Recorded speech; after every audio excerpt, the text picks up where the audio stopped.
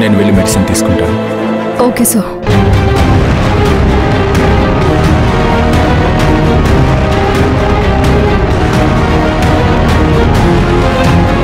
అసలు మీ మీద murder attempt చేసే అవసరం ఎవరికుంటుంది సార్? సత్యకి. నా రక్తం కళ్ళ చూసిన ఆ సత్య మినిస్టర్ల అంత చూస్తాను. మంజు, మీ సిఐ గారికి ఇప్పుడు ఎలా ఉంది? డాక్టర్ గారు ఏమంటున్నారు మంజు?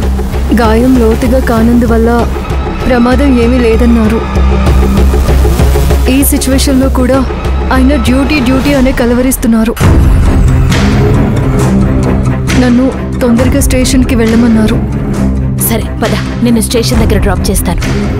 అది కాదు మేడం. ఏమైంది మంజు? దేని గురించి ఆలోచిస్తున్నావు? తన మీద అటాక్ చేసింది ఆ మినిస్టరు అండ్ సత్య గారు కావచ్చని సిఐ గారు అనుమానపడుతున్నారు. ఈ హత్య ప్రయత్నం చేసింది సత్య గారు కాదు అని చెప్పాలనుకున్నాను. ఎందుకంటే సత్య గారు ఇలాంటివి చెయ్యరు మేడం. నిజమే మంజు, సత్య చేసి ఉండకపోవచ్చు, కానీ ఆ మినిస్టర్ అలాంటి వాడే కదా, అతను చేయించుండొచ్చు కదా. సో సత్య మినిస్టర్కి చాలా క్లోజ్గా ఉంటాడు కాబట్టి సత్య చేసి ఉండొచ్చని సిఐ గారు అనుకుని ఉండొచ్చు కదా. ఈ హత్యా ప్రయత్నం చేయించింది మినిస్టరే అని రేపు తెలిస్తే చేసినవాడు మొహం కూడా కనపడివ్వకుండా ఉన్నాడు కాబట్టి ఇది చేసింది సత్య అనంటే అది కూడా ఎంత రిస్కో ఒక్కసారి ఆలోచించు. అదే నాకు అర్థం కావడం లేదు మేడం. సత్య గారికి ఏమవుతుందోనని భయంగా ఉంది మేడం. ఒక పని చేయి మంజు. చెప్పండి మేడం. ఫస్ట్ సత్యకు ఫోన్ చేయి. సత్య ఈ అటెంప్ట్లో ఇన్వాల్వ్ అయ్యాడో లేడో తెలుసుకో. ఆ తర్వాత మనం ఏం చేయాలి అన్నది ఆలోచించవచ్చు. సరే మేడం.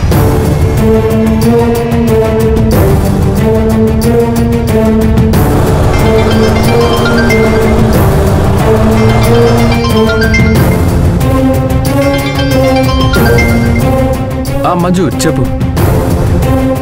పొద్దున డ్రాప్ చేయనందుకు ఏం అనుకోలేదు కదా, సారీ. స్టేషన్కి వెళ్ళిపోయావా? ఇంకా స్టేషన్కి వెళ్ళలేదు. ఏంటి ఇంకా వెళ్ళలేదా?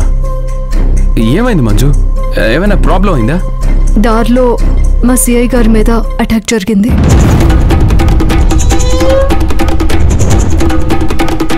అటాక్ జరిగిందా? అసలు ఏమైంది? ఎవరో ఒక అతను వచ్చి తనని చంపబోయారు.